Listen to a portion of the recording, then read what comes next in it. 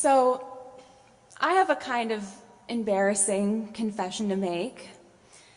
In my early 20s, I was really overwhelmed, and I admit I fell for one of those fad self-improvement trends. It was about a year out of college, and things were a bit rockier than expected. I was pretty broke, living in a terrible first apartment, recently let go from a job, and I felt unmoored and lost in the world, which seemed to collapse all around me. Things were not going well. Something had to change. In my rocky path to adulthood, I was seeking a tune-up, a do-over, a total transformation to become a better version of who I currently was. I needed out of this rut, quick and fast. And so, like any good millennial, where did I begin my quest? Well, Google, obviously. I pulled myself off my bed, sat at my desk, and I started searching, typing something in my midnight desperation like, how do I change my life? Hit enter, and you guys, there were so many answers that the internet gave me, but one in particular, in that midnight hour, somehow caught my eye. Going down the rabbit hole, I came across a picture of an impossibly green smoothie. Clicked on it in curiosity and stumbled, as you do, on a blog by a chef who raved about the benefits of a plant diet. I was having such low energy, she says in her blog. I was turning into someone I didn't recognize anymore. But I started blending green vegetables in my blender, and that is when my life changed. Friends, that's how I learned all about the Oshi Glows Vegan Recipes to Glow from the Inside Out cookbook. Click, add to Amazon. I am starting that program immediately. And I became a disciple of the plant-based diet and went to work fanatically. My blender got an intense round-the-clock workout. I held my nose and chugged more kale smoothies than I could count. Every empty glass, one more step towards a better, more wonderful self. I was an evangelist for the cause, and I told all of my friends about the benefits of my newfound obsession. I thought I was just on the cusp of becoming the best me, the most happy, optimized, and liberated self I'd ever been. And for a while, I was feeling pretty righteous, with my new regimen bordering on religious. I'd done a full detox on my life, giving up the old and letting in the new, or so I thought. But a few weeks in, I started to get annoyed and resentful. I thought I'd reoriented my life, but things weren't changing. I was still stuck with my old self. I was still resentful, petty, bitter, full of self-pity, and jobless. My world was still unchanged. Everything felt unfair. And on one particularly bad day, I remember looking at myself in the mirror, thinking, what the heck, Emily? Why do you still feel the same? I mean, shouldn't you be thriving and glowing? Come on, why aren't you radiant, shining from the inside out? You're doing everything right, aren't you? Come on, girl, glow, glow. And this is the question, why am I not immediately transformed, that I think is being asked in the Old Testament reading today, although in a much more profound, intense, and high-stakes way. Here in Isaiah 58, we meet a people, the house of Jacob, the people of Israel, who've been down and out for quite some time.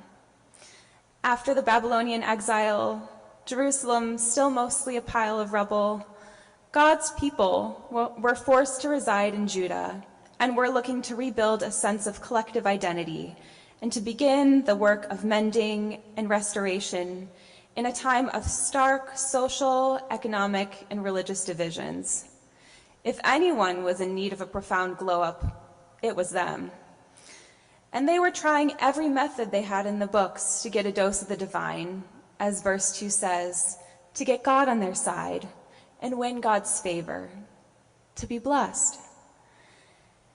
And they get pretty annoyed and resentful after a while of not seeing any change in their lives. The people of Israel were doing what they thought they should do, practicing fasting and wearing sackcloth and ashes to build a relationship with the divine and checking off all the boxes of piety. They were observing to a T all the methods and following the spiritual technology of the day that they believed would bring them closer to God. But it wasn't working, and they were getting tired and frustrated, saying in verse 3, "Why do we fast, but you don't see? Why do we humble ourselves, but you don't even notice?" But God, in his mercy and grace, with the clarity of a trumpet, calls them out, saying in verses 3 and 4, "Look, you serve your own interest on your fast day and still oppress all your workers. You fast only to quarrel and fight and to strike with a wicked fist. Such fasting as you do today will not make your voice heard on high." God was pointing out that their practices were all twisted up, that perhaps there was initially good intent, but something got distorted, bent, warped along the way. They were going through the motions of piety, but they weren't letting the practice truly change them, to get under their skin and do the real work of transformation. They wanted a quick fix. They were trying on all the things they knew to attempt to gain favor, but instead of achieving freedom, they were becoming what they were running from. They were oppressed people in exile who were becoming, startlingly, oppressors. Society was becoming sicker and sicker, and God calls them out big time, saying, "Look, look, look. Get a good look of yourself. Is this truly who you want to become? And is this the world you want to create? Is this who I called you to be?" And sometimes we're like people in this story who are stuck in old patterns and need a wake-up call, to be called out and told of our misdirection. Sometimes we're trying to get ourselves out of a situation and can get so lost in the method that we lose our inherent mission. We forget our purpose and can't see that flicker, that divine spark God planted within each of us. And two, the world can just feel so completely broken that to do the hard work of trying to transform it and us can be truly overwhelming. We can just feel helpless and hopeless. Let's be honest. Sometimes we're just tired and seeking instant relief, quick renewal.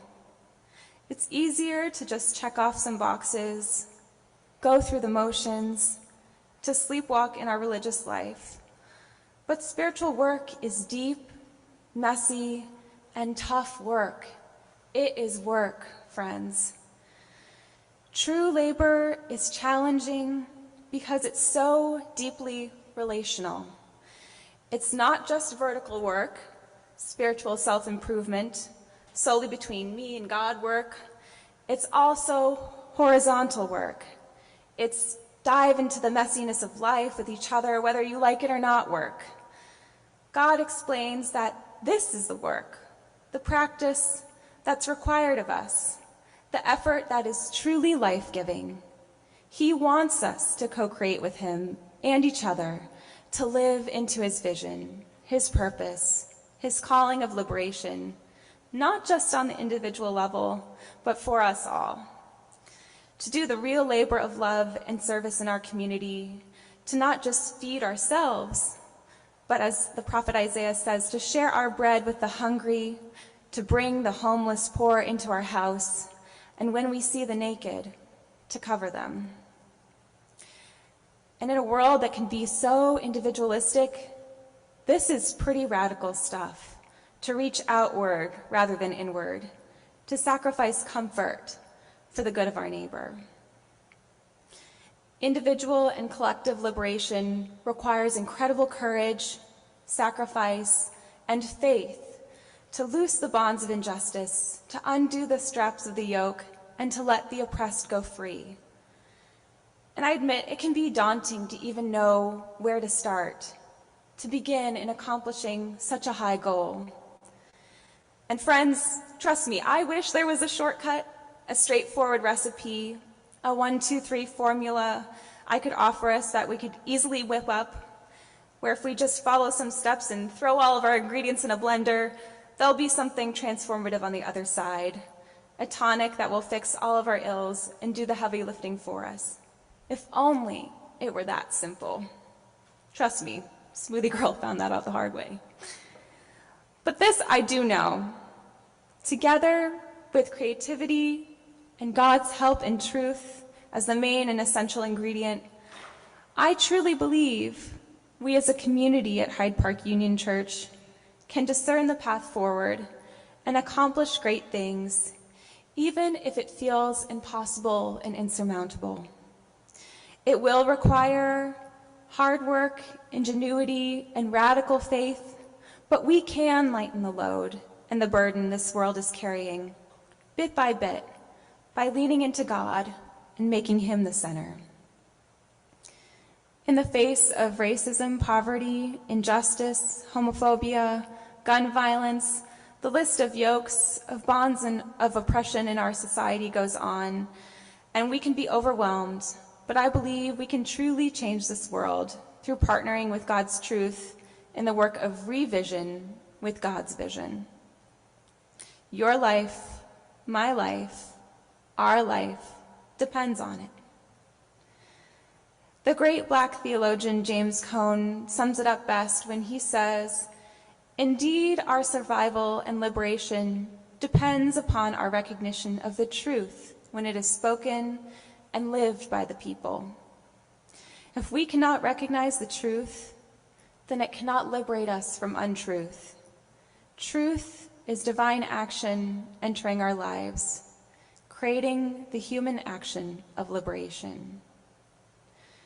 And friends, I am encouraged by the ways our church is working earnestly together to recognize this truth, to embody this truth, and engage in divine action, to do the hard work of lifting off the yokes of oppression right here in our little corner of Chicago. We're providing food to more neighbors at our food pantry than we ever have before. During the 1619 Project Learning Hour, we learned the truth of the founding of this country and spoke this hard truth to each other. This work is essential, life-giving, and sustaining. It is restorative. Like water in a parched place, it gives life to all, and if it's grounded in God, the stream never runs dry. So let us continue to dive into God's truth and allow it to sustain us and give us courage in all of our acts of liberation, big and small, to help us make time to volunteer in our community, to call that person who we need to forgive and achieve wholeness, to tangibly reach out to those affected by violence here in Chicago, even if we don't think we're the right person to make change or feel like we have the right words to say, to call out the racism we see in each other in the world and have the hard conversations where we speak the truth. And when we see a beautiful child of God on our own streets, freezing in the cold, we respond to the call. Through partnering with God and each other in community, God lights the lamps in our hearts and lets us be guiding lights for each other, exposing the darkest corners of our existence. He fuels us and gives us courage for the journey and the work ahead.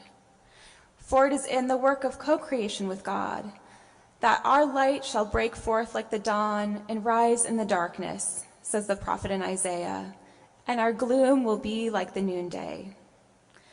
For with God's grace and partnering with His truth, we can be agents of change who light up the world.